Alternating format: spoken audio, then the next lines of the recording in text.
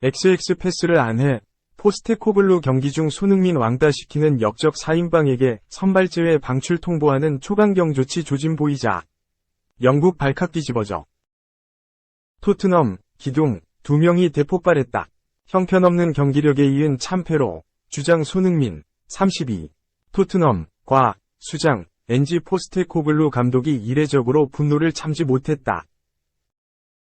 토트넘은 17일, 한국 시간, 영국 런던의 크레이븐 코티지에서 풀럼과 2023에서 2024 시즌 잉글리시 프리미어리그, EPL, 29라운드 원정 경기를 치러 0에서 3으로 졌다. 토트넘은 16승 5무 7패, 승점 53을 기록하며 5위에 머물렀다. 이날 승리했다면 아스톤 빌라, 승점 55를 제치고 4위로 올라설 수 있었다. 그러나 실패했다. 풀럼, 11승 5무 13패, 승점 38은 12위. 토트넘은 4-2-3의 1포메이션으로 출전했다. 손흥민이 최전방에 자리했고 브레넌 존슨, 제임스 매디슨, 데안 쿨루셉스키가 공격 2선에 배치됐다.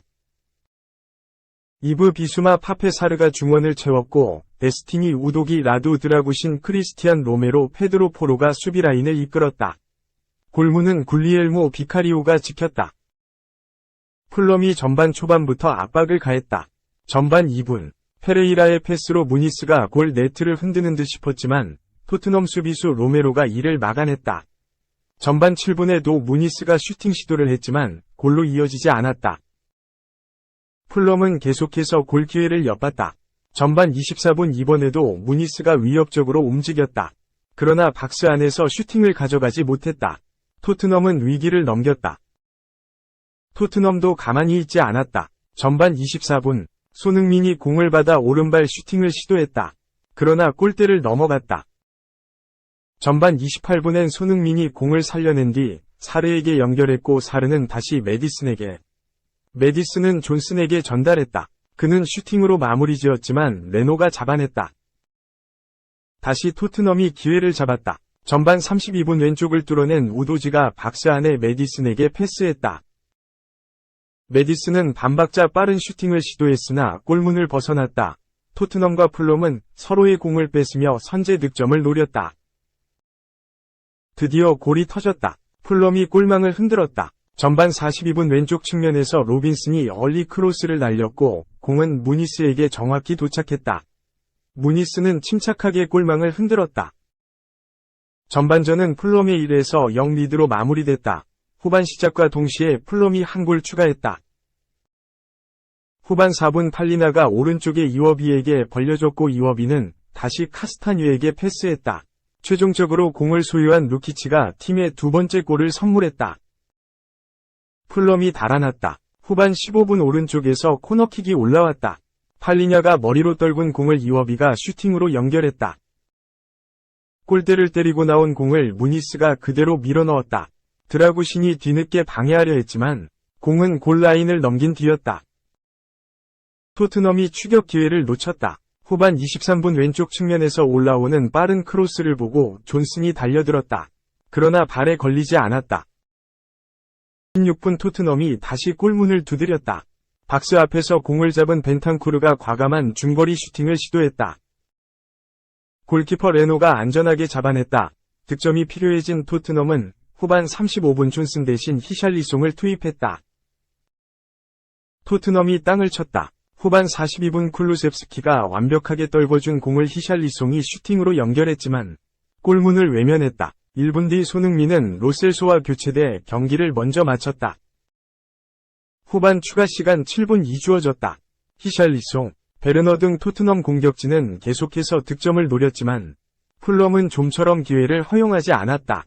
경기는 토트넘의 0에서 3패배로 마무리됐다.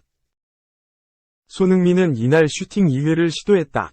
더불어 패스 성공률 89%, 28분에 25, 기회 창출 1회, 상대 박스 내 터치 6회, 드리블 성공 4회, 공격 지역 패스 4회를 기록했다. 풋볼 런던은 손흥민에게 10점 만점에 4점을 부여했다.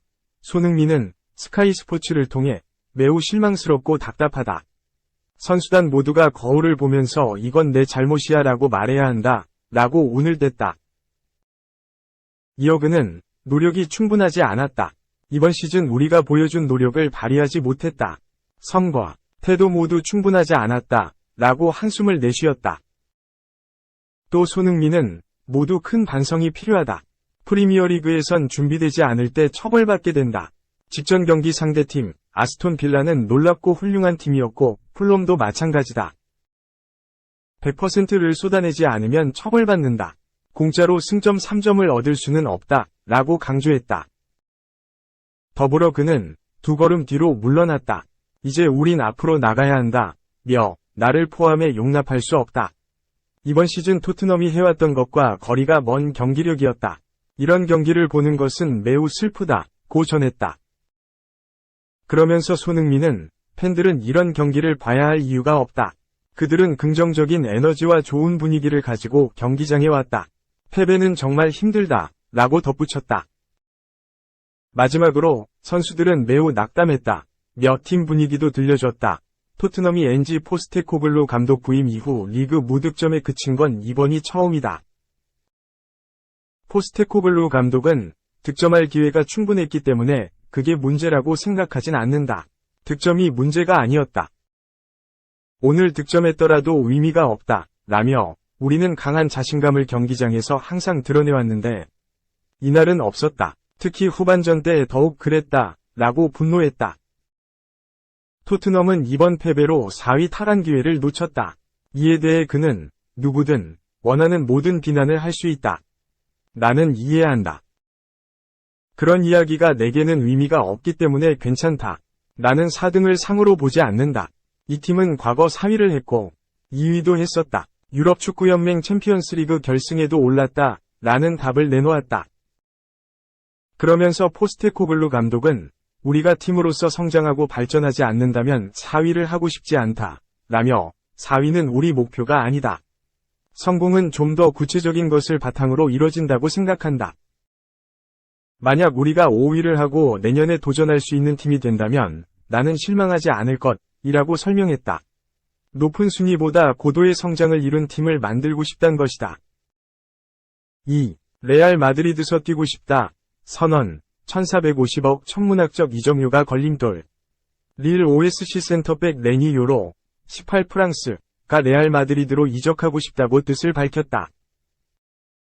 다만 이적이 성사될지는 불분명하다. 레알 마드리드 역시 요로를 영입하길 원하고 있지만 천문학적인 이적료가 걸림돌이기 때문이다. 릴은 요로의 이적료로 무려 1억 유로, 약 1450억 원을 책정한 것으로 알려졌다.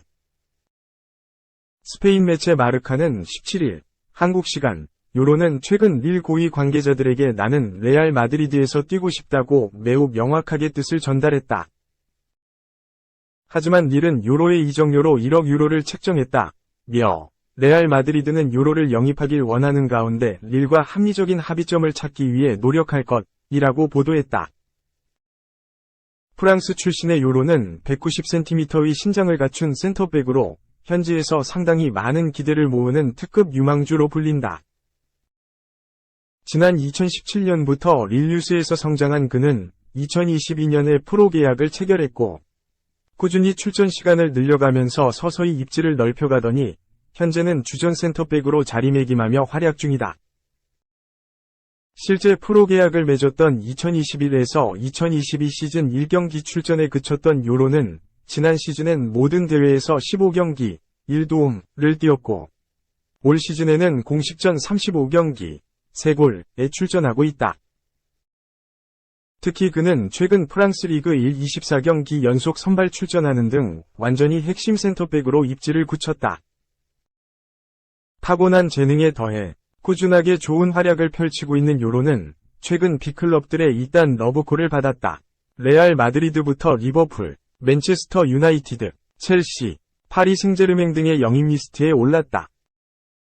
요로 역시 새로운 도전에 나서겠다고 뜻을 밝힌 데다 계약 기간도 오는 2025년 6월까지로 얼마 남지 않은 터라 올여름 릴과 이별하는 분위기다. 이런 가운데 요로는 레알 마드리드행을 원한다고 공개적으로 밝히면서 이번 시즌을 끝으로 이적하는 쪽으로 확실하게 기울었다. 특히 그는 이적을 추진하기 위해 릴과 재계약도 거부하고 있다. 최근엔 유로의 에이전트로 활동하는 호르에 멘데스, 58 포르투갈가 레알 마드리드 고위 관계자들과 접촉해 이적 논의를 시작한 것으로 알려졌다. 다만 관건은 이적료 협상이다. 현재 분위기만 놓고 봤을 때는 유로와 레알 마드리드의 개인 합의는 크게 문제없을 거로 전망되고 있지만 릴이 유로의 이적료로 1억 유로를 책정한 탓에 구단 간 이적료 합의가 걸림돌로 꼽히고 있다. 레알 마드리드는 유로의 이적료로 최대 4천만 유로, 약 580억 원로 보고 있는 것으로 알려졌다. 3. 똥 싼 거 아니야. 무조건 진흙이야. 1750억, 아스널 특급 MF. 엉덩이에 묻은 갈색 얼룩 해명. 데클란 라이스가 자신이 받은 오해를 해명했다. 영국 매체 스포츠 바이블은 17일 이하 한국 시간 라이스는 FC 포르투와 경기에서 자신의 사진을 둘러싼 추측을 끝냈다 라고 보도했다. 아스널은 13일 오전 5시 영국 런던에 위치한 에미레이츠 스타디움에서 열린 2023에서 24시즌 유럽 축구연맹 챔피언스리그 16강 2차전에서 승부차기 접전 끝에 포르투를 4에서 2로 잡아내며 8강 진출에 성공했다. 선제골은 아스널이 기록했다. 전반 41분 마르틴 웨데가르드의 패스를 받은 레안드로 트로사르가 깔끔하게 마무리하면서 골망을 갈랐다. 전반은 아스널이 1에서 0으로 앞선 채 종료됐다. 후반엔 팽팽한 흐름이 이어졌지만 추가 득점은 나오지 않았다. 1차전에서 포르투가 1에서 0으로 이겼기 때문에 합산 스코어 1에서 1로 경기는 연장으로 이어졌다. 하지만 연장에서도 득점은 나오지 않았다. 두 팀은 승부차기로 향했다. 양팀 모두 첫 번째 키커가 골망을 흔들었다. 두 번째 키커에서 갈렸다. 아스널의 카이 하베르츠는 성공했지만 포르투의 웬데오의 슈팅은 골대를 강타하고 라야 골키퍼를 맞고 나갔다. 세 번째 키커는 모두 성공했다. 아스널의 네 번째 키커 데클란 라이스가 골키퍼를 뚫으면서 포르투의 네 번째 키커 갈레누의 슈팅에 경기 종료가 달렸다. 갈레누는 오른쪽으로 찼고 라야가 완전히 방향을 읽으며 막아냈다. 라야의 활약으로 아스널이 8강 티켓을 따냈다. 이날 아스널의 승리 외에 주목받은 것이 있다.